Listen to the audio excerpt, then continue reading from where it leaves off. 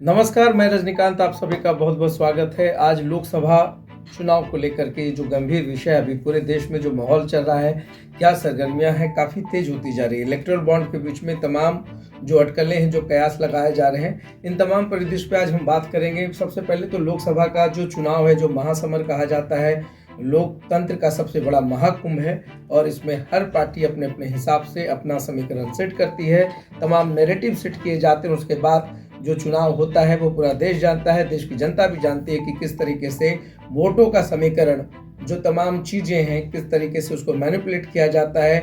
लोग किन किन आधार पर अपने अपने जो उम्मीदवार होते हैं, जो सांसद के लिए उम्मीदवार होते हैं, उनको कैसे वोट करते हैं। अगर हम थोड़ा सा फ्लैशबैक में चले तो आपको याद होगा कि जब इंदिरा गांधी ने पूरे देश में इमरजेंसी लगाया था, वो दौर था जहां से कांग्रेस की नींव कमजोर होती चली गई। उसके बाद आपको दूसरा जो सबसे बड़ा उदाहरण है कि महागठबंधन की जो सरकार या जो महागठबंधन आप देखते हैं आज के दौर में किस तरीके से ये हावी होती जा रही है।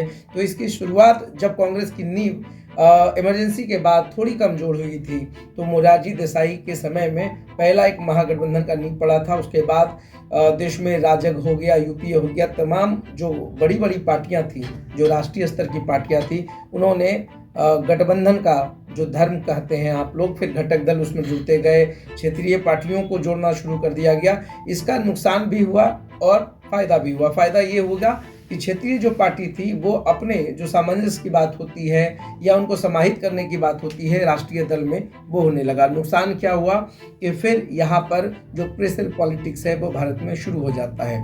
तमाम चीज़ें, देश ने कई प्रधानमंत्री को देखा है। अगर मोरारजी देसाई की बात करें, हम अटल बिहारी वाजपेयी की बात करें, गुजराल की बात करें, एच डी देवगौड़ा की बात करें, मनमोहन सिंह की बात करें, और तमाम जो बड़े कद्दावर नेता इंदिरा गांधी के बाद से जो दौर चला भारत में, वो भी सबने देखा। 1996 के बाद जो है जो घटक दल रहे हैं वो हावी होती गई और फिर स्पष्ट बहुमत किसी को नहीं मिला। मगर फिर 2009 अटल बिहारी वाजपेयी की सरकार बनती है, अल्पमत की सरकार बनती है। फिर अटल बिहारी वाजपेयी बाद में समर्थन से पूर्ण बहुमत में भी आते हैं, उसके बाद सरकार चलती है। अटल बिहारी वाजपेयी 2 बार जो पूर्ण रूप से प्रधानमंत्री होते हैं। मनमोहन सिंह का भी जो 2 कार्यकाल रहा है, यूपीए 1 और 2, वो भी देश ने देखा। 14 में जो एक मोदी लहर चली, उसके बाद हर घर मोदी, घर घर मोदी का जो नारा लगा, या अब की बार मोदी सरकार, तो 14 के बाद से अब तक जो है भारत के जो राजनीति की बात की जाती है, आज राजग एनडीए गठबंधन मजबूती से खड़ा है।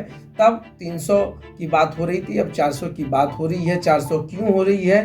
370 से भी अगर अधिक सीटें आ जाती है तो लोकसभा, राज्यसभा, ये दोनों मिलाकर के राजग पूर्ण बहुमत में आएगा और फिर जो नियम या फैसले होते हैं वह लेने में सक्षम होगा। तो बात होती है कि किसी भी बड़े कानून को पारित करने के लिए राज्यसभा में भी सदस्यों की बहुमत होनी चाहिए। तो ऐसे में अगर पूर्ण बहुमत आती है तो सबसे बड़ा जो मुझे लगता है जो समीकरण है या जो कयास लगाए जा रहे हैं, 1 नेशन 1 इलेक्शन वाली बात हो जाएगी। राज्य या जो सेंट्रल सरकार होती है या जो केंद्र की राजनीति होगी, तो राज्य और सेंट्रल मिला करके एक बार चुनाव होगा, या बहुत सारे संविधान में जो चेंजेज होंगे, जो क्लॉज होंगे, उसके लिए भी एनडीए जो है बहुत प्रयासरत है कि किसी प्रकार से जो 370 का आंकड़ा है वो पार कर जाए। और या जो 400 पार की बात मोदी कर रहे हैं अभी, तो उनको भी पता है कि किस तरीके से पूरे स्ट्रैटेजी को यूज किया जाता है।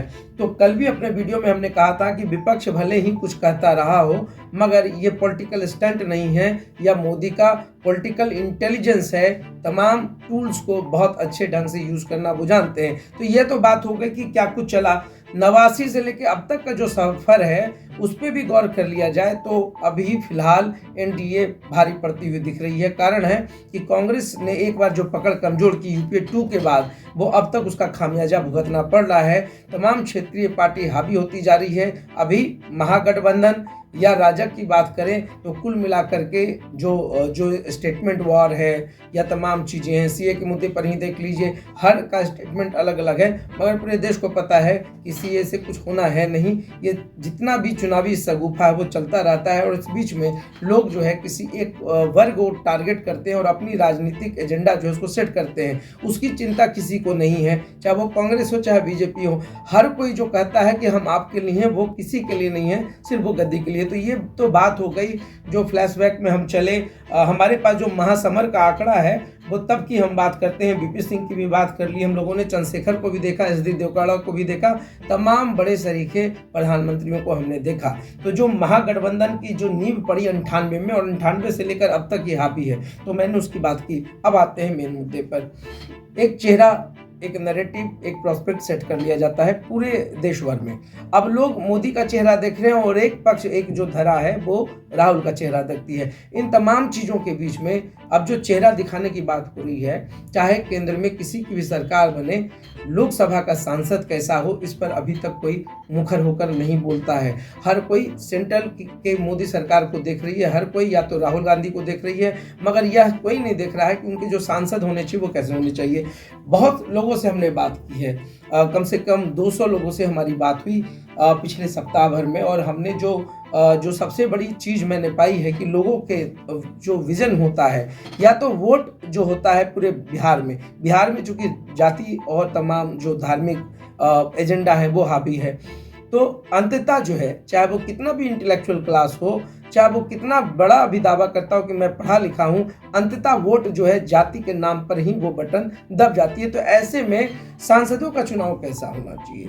बहुत सारे युवाओं ने मुझे अपना फीडबैक दिया, सजेशन दिया, जिसमें उन्होंने कहा मेरा सांसद ऐसा हो जो पढ़ा लिखा हो, मेरा सांसद ऐसा हो जो स्वच्छ छवि का हो, मेरा सांसद ऐसा हो जो लोगों के बीच का हो, मेरा सांसद ऐसा हो जो मेरे क्षेत्रों की बात जो है मजबूती से पटल पर रख सके, संसद में रख सके और तमाम क्रियान्वयन के लिए आगे आ सके।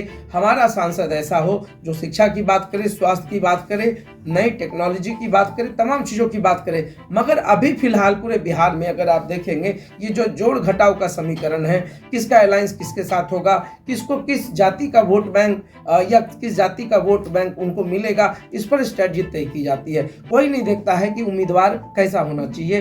तो आज के बाद जो भी मेरी सीरीज है, मैं हर दिन लोगों से बात करूंगा, जानने की कोशिश करूंगा कि उनके दिमाग में, उनके दिल में, उनके जहन में जो पटल है, उनका मानसिक पटल, उस पर किस तरीके से वो छवि गढ़ रहे हैं, सांसद कैसा होना चाहिए, क्या कुछ होगा, लंबी फहरिस्त है। मगर फिलहाल अगर हम कांग्रेस या बीजेपी की बात करें तो बहुत सारे सांसद ऐसे हैं जिन पे बहुत सारे आरोप है, भ्रष्टाचार हो या तमाम केसेज हों, बावजूद इसके जिस तरीके से स्वच्छ छवि की बात की जाती है भारत में कि एनडीए की सरकार स्वच्छ छवि की है, या राहुल गांधी कहते हैं कि जब हमारी सरकार आएगी तो हम स्वच्छ छवि के होंगे, आप यकीन मान के चलिए किसी भी पार्टी के पास 100% स्वच्छ छवि की बात करना बेमानी हो जाएगी।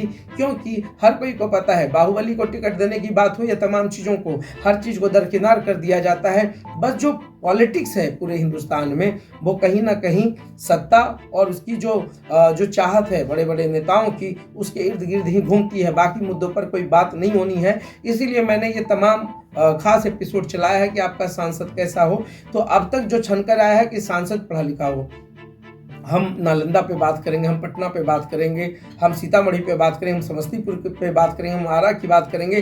तमाम जो कैंडिडेचर हैं उनका जो प्रोफाइल है वो जनता के बीच में रखेंगे, और फिर पब्लिक अगर यह कहती है कि सरकार अच्छी है, हमारे सांसद अच्छे नहीं, तो उसकी जिम्मेवारी भी उन्हीं की होगी, क्योंकि वो तय करना उनके हाथ में है कि आप किसको चुनते हैं।